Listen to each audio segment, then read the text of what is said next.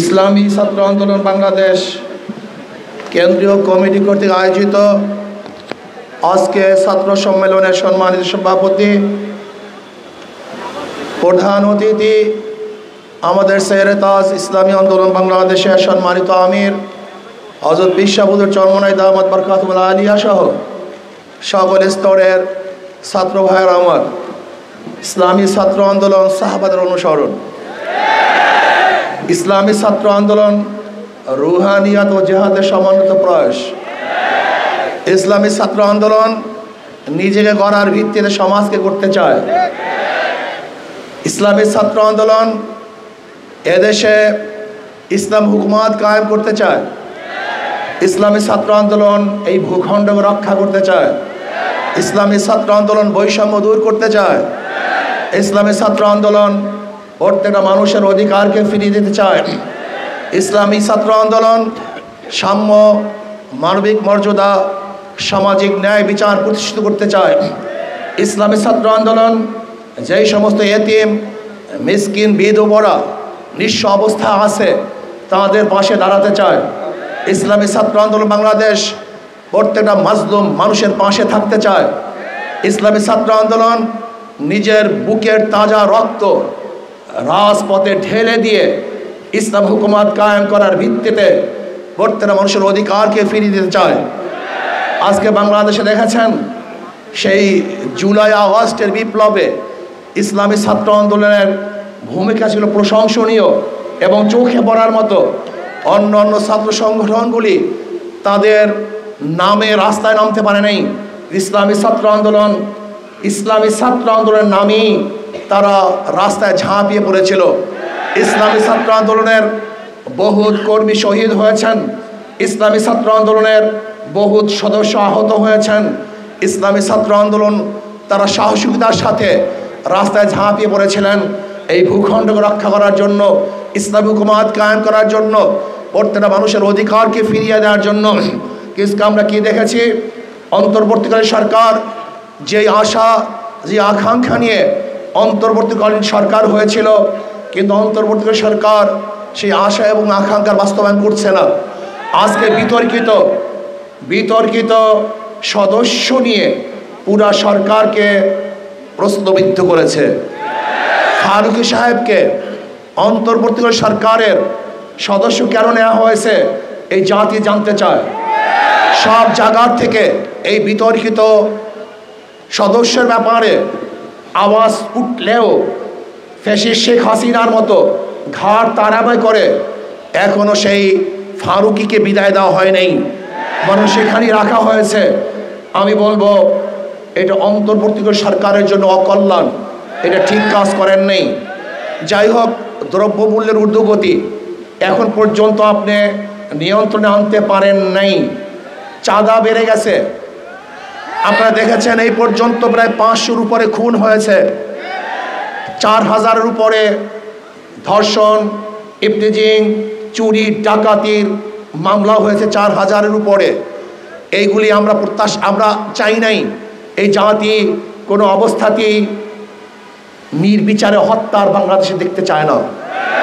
আমার কোনো মেয়ে ধর্ষিতা হোক, এটা বাংলাদেশের মানুষ দেখতে চায় না। আমাদের বাংলাদেশের মানুষ কোনো ক্ষুধার্ত থাকুক, এর দেশের জাতি দেখতে চায় না। আমরা চাই ইনসাফ প্রতিষ্ঠিত হবে, প্রত্যেকটা মানুষের অধিকার তারা ফিরে পাবে। যেখানে থাকবে মুসলমানদের অধিকার, যেখানে থাকবে হিন্দুদের অধিকার, যেখানে থাকবে খ্রিস্টানদের অধিকার, যেখানে থাকবে মহিলাদের অধিকার, যেখানে থাকবে প্রত্যেকটা জেলে, তাঁতি, কুমার, ঋষি, চামার, প্রত্যেকটা মানুষের অধিকার যেখানে বাস্তবায়ন হবে, সেই রাষ্ট্র আমরা দেখতে চাই।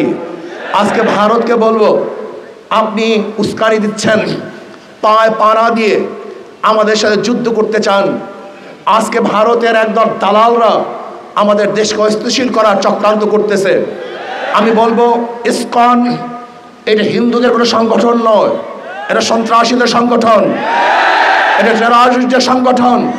এরা সন্ত্রাসবাদ কায়েম করতে চায়, এদেশকে ধ্বংস করতে চায়, এই ভূখণ্ডকে ধ্বংস করতে চায়। আমি অন্তর্বর্তী সরকারকে বলবো ইসকনকে নিষিদ্ধ করুন।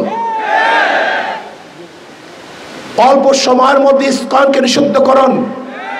আর ভারতকে বলবো আপনি আমাদের সাথে যে যুদ্ধ করতে চান, ভারত কোনোদিনই আমাদের সাথে বন্ধুত্ব পরিচয় দিতে পারে নাই।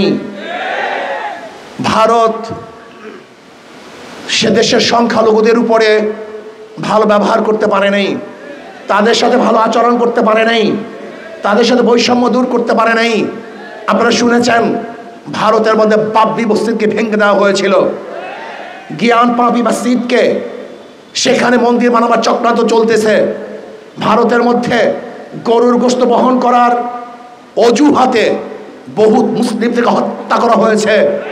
আপনারা দেখেছেন কর্ণাটকে আমার বোন বোরখা পরে কলেজে যাওয়ার কারণে তাকে অপমান করা হয়েছে।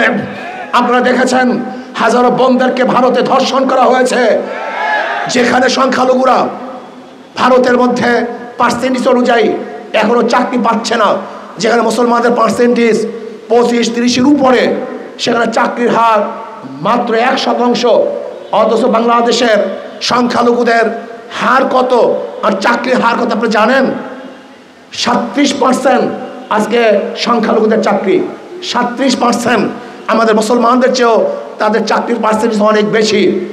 এরপর আমরা বৈষম্য করছি, অথচ যে ভারতের মধ্যে ধর্মীয় অনুষ্ঠান পালন করতে দেয় না, যেই ভারতের মধ্যে ধর্মীয় মসজিদগুলিকে ধ্বংস করা হচ্ছে, যেই ভারতের মধ্যে বারবার হিন্দু মুসলিম দাঙ্গা সৃষ্টি করার জন্য উগ্রবাদীরা চক্রান্ত করছে, যেই ভারত আমাদের সাথে 71-এ বৈষম্য করেছে, 71-এর স্বাধীনতার পরে 30,000 কোটি টাকার সম্পত্তি ভারত লুট করেছে। আপনি কি জানেন 71-এ এই ভারত আমাদের বাংলাদেশ থেকে বাথরুমের ভালো ভালো টেপগুলি নিয়ে গেছে, বাথরুমের ভেসিনগুলি নিয়ে গেছে, যেই ঘরের মধ্যে ভালো আলমিরা ছিল সেই আলমিরাগুলো পর্যন্ত ভারত নিয়ে গেছে। আপনারা জানেন ভালো গাড়িগুলি ভারত আমাদের থেকে চুরি করে ভারতই নিয়ে গেছে। আমাদের দেশের হাজার অস্ত্র ভারত ডাকাতি করে নিয়ে গেছে। ভারত আমাদের সাথে আজ পর্যন্ত ভালো বন্ধুত্ব পরিচয় দিতে পারে নাই। 25 সালা গোলামি চুক্তির মাধ্যমে ভারত আমাদেরকে গোলাম বানিয়েছে। ভারত ফরাক্কাবাদে বাদ দিয়ে আমাদেরকে মরুভূমিতে পরিণত করেছে, আমাদেরকে না খেয়ে মারার চক্রান্ত ভারত করেছে। আজ পর্যন্ত নদীগুলো 54 নদীর আজ পর্যন্ত পানির সমাধান ভারত করতে পারে নাই। দেখেন ইসকনকে নিয়ে আজকে ভারত আমাদের খাদ্য বন্ধ করে দিয়েছে, আমাদের সাথে তারা বাণিজ্য করবে না। চিকিৎসাও বন্ধ করে দিয়েছে, তারা আমাদের চিকিৎসা করবে না। আমাকে কালকে প্রশ্ন করেছে ভারত যদি চিকিৎসা বন্ধ করে দেয় আমাদের অবস্থা কি হবে? আমি বলছি খুব ভালো হবে, আমাদের দেশে ভালো ভালো হসপিটাল আমরা নির্মাণ করব। ভারত যদি চিকিৎসা বন্ধ করে দেয় আমাদের দেশে হাজারো ভালো ভালো ডাক্তার আমরা তৈরি করব। ভারত যদি খাদ্য বন্ধ করে দেয় আমাদের বাংলাদেশের প্রত্যেকটা মানুষ আমরা কৃষক হয়ে যাব, আমি নিজেও কৃষক হয়ে যাব। বাংলাদেশের 1 ইঞ্চি মাটি খালি থাকবে না যেখানে কৃষি করা হবে না। ভারত যদি আমাদের পানি বন্ধ করে দেয় তাহলে আমরা তাদের সাথে যুদ্ধ করে আমাদের ন্যায্য অধিকার আমরা আদায় করব। ভারত আমাদের সাথে যুদ্ধ করতে চায়, আমি বলবো থোড়াই কি আর করি ভারতকে। ভারত আমাদের সাথে যুদ্ধ কোনোদিন করবে না। যদি যুদ্ধ করার দুঃসাহস দেখায় তাহলে ভারতের কালো হাতকে ভেঙে দেব। যদি ভারত আমাদের সাথে যুদ্ধ করতে চায় তাহলে বাংলাদেশের প্রত্যেকটা নাগরিক তার ঐক্যবদ্ধ হয়ে ভারতকে এমন শিক্ষা দিবে, এমন পরাস্ত করবে, তাদেরকে এমন ভাবে পরাজিত করবে যে পরাজিত ভারত কোনোদিন দেখে নাই, দেখবে না ইনশাআল্লাহ। আমি বলবো ভারতকে আপনি উস্কানি দিচ্ছেন, আপনার লোকজন আমাদের উপর হাই কমিশনের আক্রমণ করেছে, আক্রমণ করছে হাই কমিশনে নয়, বরং আমি বলবো বাংলাদেশে আক্রমণ করেছে। ভারত আমাদের পতাকাকে অপমান করেছে, আমি বলবো ভারতের বাংলাদেশের পতাকা অপমান হয় নাই, গোটা বাংলাদেশকে অপমান করেছে।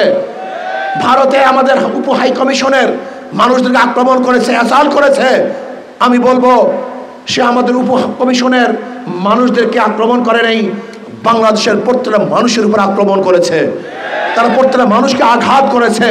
আমি ভারতকে স্পষ্ট ভাষায় বলতে চাই, আপনার যদি দুঃসাহস থাকে আপনি যুদ্ধ শুরু করুন।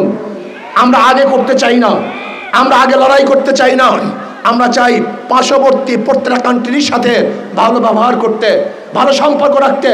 কিন্তু কেউ যদি আমাদের আঙ্গুল তুলে ওই আঙ্গুল হাতে রাখা হবে না, কেউ যদি আমাদের চক্ষু তুলে ওই চক্ষু শরীরের মধ্যে থাকবে না। কেউ যদি আমাদের সাথে লড়তে আসে ওই পাওকে ভেঙে দেব ইনশাআল্লাহ। আমরা ভয় পাই না, বাংলাদেশের মানুষ কোনোদিন ভয় পায় নাই, কোনোদিন তারা পিছনে হটে নাই, হটবে না, বুক পাতবে, পিঠ দেখাবে না, রাজপথে রক্ত ঢেলে দিবে, কিন্তু কোনো অবস্থাতেই মাথা নত করবে না।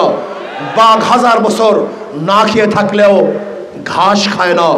বাংলাদেশের মানুষ উপবাস থাকলেও, ক্ষুধার্ত থাকলেও কাউর কাছে মাথা নত করে না।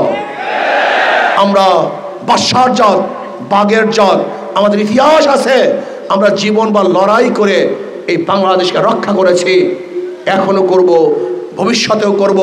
তৈয়ার থাকুন, ভারতের যে কোনো আগ্রাসী হামলার থেকে আমরা ইনশাআল্লাহ অবশ্যই তাদেরকে প্রতিহত করব, বাধা দেব, এদেশকে স্বাধীন রাখব ইনশাআল্লাহ। আজকে হোক কালকে হোক ইসলাম হুকুমাত কায়েম করব। আল্লাহ আমাকে এবং আমাদের সবাইকে ইসলাম হুকুমাত কায়েম করার তৌফিক দান করেন। ওয়া মা আলাইনা ইল্লাল বালাগ। আসসালামু আলাইকুম ওয়া রাহমাতুল্লাহি ওয়া বারাকাতুহু।